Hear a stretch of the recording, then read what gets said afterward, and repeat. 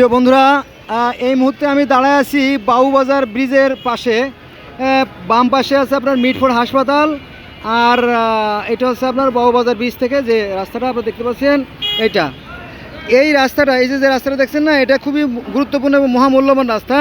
কিন্তু এখানে ইঞ্জিনিয়ারের একটু ভুলের কারণে হাজার হাজার মানুষ ভোগান্তির শিকার। তার মানে হচ্ছে দেখেন, এই যে রাস্তাটা এটা ঠিক আছে, কিন্তু এই যে পানি নামার যে লাইনটা, যে চ্যানেলটা দেখেন, এটা কিন্তু উঁচু।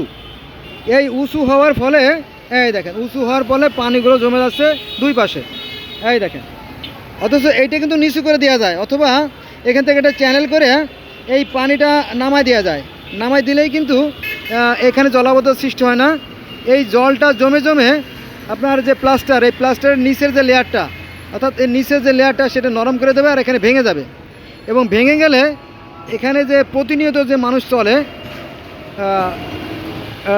লক্ষ লক্ষ মানুষের ক্ষতি হবে দেখেন।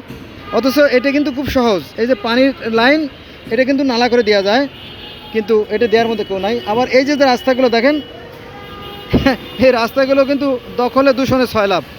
এই দেখেন, এই যে